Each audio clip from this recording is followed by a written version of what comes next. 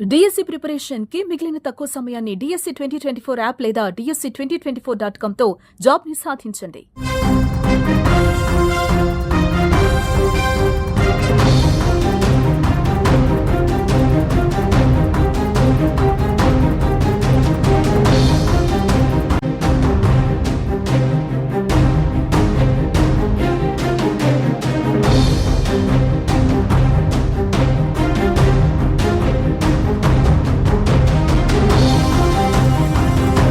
ప్రపంచ వేదికపైన పాకిస్తాన్ దొంగ నాటకాలు ఆడుతోంది. భారత్ మమ్మల్ని భయపెడుతోందంటూ అరబ్ దేశాలతో చర్చలకు వెళ్తోంది. భారత్ని నిలువరింపజేయాలంటూ విజ్ఞప్తులు చేస్తుంది. At the same time Jammu కాశ్మీర్లోని భారత సరిహద్దు గుండా కాల్పులకు తెగబడుతోంది పాక్ సైన్యం. తాజాగా కుప్వారా, బారాముల్లా సెక్టార్లో శుక్రవారం రాత్రి కూడా పాక్ సైన్యం భారత సైన్యం పైన కాల్పులకు తెగబడింది. గడిచిన 10 రోజులుగా పాక్ సైన్యం భారత సైన్యం పైన సరిహద్దుల వెంట కాల్పులు జరుపుతూనే ఉంది. ఇటు అరబ్ దేశాలతో మాట్లాడుతూనే పాకిస్తాన్ సైబర్ నేరగాళ్లను కూడా భారత్ పైకి ఊసిగొలుపుతోంది. గడిచిన 10 రోజుల్లో దాదాపు 10 లక్షల సార్లు సైబర్ నేరగాళ్లు భారత ప్రభుత్వ సైట్లపైన, ఆర్మీ, రక్షణ సైట్లపైన సైబర్ దాడులకు తెగబడ్డారు. చాలా సైట్లని హ్యాక్ చేసేందుకు ప్రయత్నిస్తున్నారు.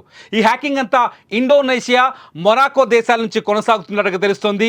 టర్కీ నుంచి దిగుమతి చేసుకున్న ప్రత్యేక సైబర్ నేరగాళ్ల అండతో ఈ దాడులకు తెగబడుతున్నట్టుగా భారత ఇంటెలిజెన్స్ వర్గాలు అంచనా వేస్తున్నాయి. నిన్న కూడా కశ్మీర్కి సంబంధించిన ఆర్మీ స్కూల్స్తో పాటు అక్కడ విశ్రాంత ఉద్యోగులు, రిటైర్డ్ ఉద్యోగులకు సంబంధించిన హెల్త్ వెబ్సైట్లపైన కూడా పాక్ సైబర్ నేరగాళ్ల దాడులు జరిగినట్టుగా ఆధారాలు బయటకు వచ్చాయి. మొత్తంగా పాకిస్తాన్ భయపడుతున్నామంటూనే భారత్పై దాడికి రెడీ అవుతోంది, కయ్యానికి కాలు దూతోంది. ఇదిలా ఉంటే పాకిస్తాన్ ప్రధాని షహబాజ్ షరీఫ్ నిన్న ఇస్లామాబాద్లో కీలక సమావేశం నిర్వహించారు. సౌదీ, యుఏఈతో పాటు కువైట్ దేశాల ప్రతినిధులతో ఆయన సమావేశమయ్యారు. ఈ సమావేశంలో భారత్ని నిలువరింపజేయాలంటూ ఆ దేశాల ప్రతినిధులకు విజ్ఞప్తులు చేశారు. పుల్వామా దాడి తర్వాత భారత్ ఏ క్షణమైనా తమపైన దాడికి తెగబడొచ్చని, యుద్ధానికి పాల్పడొచ్చని పాకిస్తాన్ భయపడుతున్నట్టుగా ఈ చర్చలతో అర్థమవుతోంది. షహబాజ్ చాలా స్పష్టంగా యుఏఈ, సౌదీ, కువైట్ దేశాల ప్రతినిధులకు చెప్పారు, భారత్ని చర్చలకు సిద్ధం చేయండి, భారత్తో యుద్ధానికి మేము సిద్ధం లేము అంటూ తమ పిరికితనాన్ని బయటపెట్టినట్టుగా అర్థమవుతోంది. ఇటు సింధు నది జలాల నిలిపివేతతో పాకిస్తాన్కి ఒక అతిపెద్ద కష్టం ఏర్పడింది. సింధు జలాల నిలిపివేతతో పాకిస్తాన్ తీవ్రమైన ఆర్థిక ఇబ్బందుల్లోకి వెళ్ళే అవకాశం స్పష్టంగా ఉంది. ఈ ఇబ్బందుల నేపథ్యంలో పాకిస్తాన్ యుద్ధానికి వెనకడుగు వేస్తూనే, ఇటు కయ్యానికి కాలు దూతూనే అటు యుద్ధానికి వెనకడుగు వేస్తున్నామంటూ ప్రపంచ వేదిక పైన దొంగ నాటకాన్ని ప్రదర్శిస్తోంది. పుల్వామా దాడితో మాకు ఎటువంటి సంబంధం లేదని చెప్పుకునే ప్రయత్నంలో భాగంగా అరబ్ దేశాలతో దొంగ చర్చలు చేపట్టినట్టుగా అర్థమవుతోంది. అరబ్ దేశాల ప్రతినిధులకు పాకిస్తాన్ ప్రధాని చాలా స్పష్టంగా చెప్తున్నారు, పుల్వామా దాడితో ఎటువంటి సంబంధం తమకు లేదని. కానీ చాలా స్పష్టంగా అర్థమవుతుంది, పాకిస్తాన్ పెంచి పోషించిన లష్కరే తోయిబా తయారు చేసిన ది రెసిస్టెంట్ ఫ్రంట్ పుల్వామాలో దాడులకు తెగబడినట్టుగా అర్థమవుతుంది.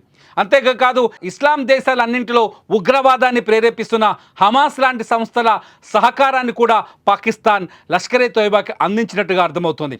పాకిస్తాన్ ప్రపంచ వేదిక పైన మేము నిర్దోషులం, మాపై యుద్ధం చేయడం తగదని మాట్లాడుతోంది.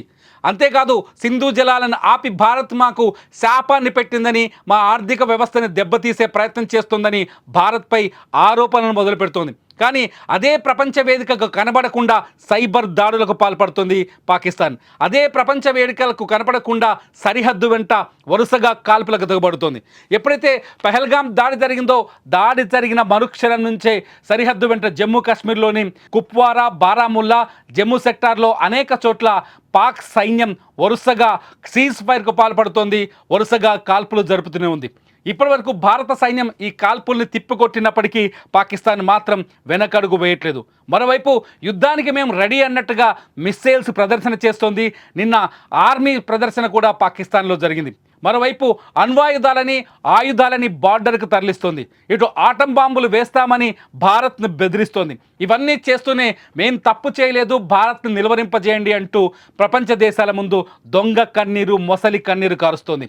తాజాగా ఇస్లామాబాద్లో జరిగిన ఈ సమావేశాలు, ఏదైతే సౌదీ, యుఏఈ, కువైట్ దేశాల ప్రతినిధులతో జరిగిన సమావేశంలో పాక్ ప్రధాని షహబాజ్ షరీఫ్ తన పిరికితనాన్ని ప్రదర్శించినట్టుగా అర్థమవుతోంది. మొత్తానికి పాకిస్తాన్ బుద్ధి తెచ్చుకోకపోగా భారత్ వంటి శాంతియుత దేశం పైన దాడి చేయకూడదనే బుద్ధి తెచ్చుకోకపోగా మేము తప్పు చేయలేదని దొంగ నాటకాన్ని ఆడటం చాలా స్పష్టంగా మనం గమనించవచ్చు. ఇటు పాక్కు మద్దతిస్తున్న దేశాలు కూడా మెల్లిగా గొంతు మారుస్తున్నాయి, వాయిస్ను మారుస్తున్నాయి. పాక్ ఒక ఉగ్ర ప్రేరేపిత దేశమని, పాక్తో మొత్తం ప్రపంచానికే నష్టమని చైనా, టర్కీ వంటి దేశాలు కూడా పునరాలోచనలో పడ్డట్టుగా తెలుస్తోంది. ఇప్పటికే చైనా పైన అమెరికా ఆంక్షలున్నాయి. ఈ నేపథ్యంలో ప్రస్తుత పరిస్థితుల్లో పాకిస్తాన్కి మద్దతిస్తే అమెరికాతో మరిన్ని ఇబ్బందులు తప్పవని చైనా కూడా అంతర్గతంగా పునరాలోచిస్తున్నట్టుగా ప్రపంచ విశ్లేషకులు, ఆర్థిక విశ్లేషకులు అంచనాలు వేస్తున్నారు. ఈ నేపథ్యంలో పాకిస్తాన్ మెల్లిగా క్రమంగా ప్రపంచ దేశాలపైన ఒంటరిగా మారుతోంది. తాము ఒంటరిగా మారుతున్నామని తెలిసిన వెంటనే అరబ్ దేశాలతో మెల్లిగా భారత్ వైపు తమ కాన్సన్ట్రేషన్ పెంచింది పాకిస్తాన్. అరబ్ దేశాలతో భారత్కున్న సత్సంబంధాలని ఆసరగా చేసుకొని యుద్ధాన్ని నిలువరింపజేయాలని ఆలోచనకు వస్తున్నట్టుగా తెలుస్తోంది. భారత్ ఒకవేళ యుద్ధానికి పాల్పడితే తీవ్రంగా నష్టపోతామని పాకిస్తాన్ అరబ్ దేశాల ముందు మొరపెట్టుకున్నట్టుగా సమాచారం అందుతోంది. అంతర్జాతీయ వార్తా సంస్థలు ఈ వార్తని చాలా స్పష్టంగా రాస్తున్నాయి. నిన్న జరిగిన దౌత్య చర్చల్లో పాకిస్తాన్ ప్రధాని చాలా స్పష్టంగా చెప్పినట్టుగా తెలుస్తోంది. భారత్ని నిలువరింపజేయండి, భారత్ ఏ క్షణంలోనైనా పుల్వామా దాడికి ప్రతీకారంగా పాకిస్తాన్పై దాడి చేయొచ్చు, ఏ క్షణంలోనైనా బాంబుల వర్షం కురిపించవచ్చు, భారత్ని నిలువరింపజేయండి, మోదీతో చర్చలకు వెళ్ళండి అంటూ నిన్న దౌత్య చర్చల్లో సౌదీ, యుఏఈ, కువైట్ దేశాల ప్రతినిధులతో మొరపెట్టుకున్నట్టుగా ఇంటర్నేషనల్ వార్తా సంస్థలు కొన్ని వార్తల్ని ప్రచురించాయి. ఇదంతా చూస్తుంటే పాకిస్తాన్ ఒక డ్రామా ఆడుతున్నట్టుగా అర్థమవుతోంది. ఇటు కాల్పులకు తెగబడుతూనే, సైబర్ దాడులకు పాల్పడుతూనే, అటు ప్రపంచం ముందు మాత్రం మేము తప్పు చేయలేదని నిరూపించుకునే దొంగ ప్రయత్నం చేస్తున్నట్టుగా అర్థమవుతుంది. మీరేమనుకుంటున్నారు? పాకిస్తాన్ చేస్తున్న ఈ చర్యల్ని మీరెలా చూస్తారు? పాకిస్తాన్ ఇటు దాడులకు పాల్పడుతూనే అటు శాంతి మంత్రం వైపు అడుగులు వేస్తోంది. ఇటువంటి పాకిస్తాన్ పైన యుద్ధం చేయాలా వద్దా?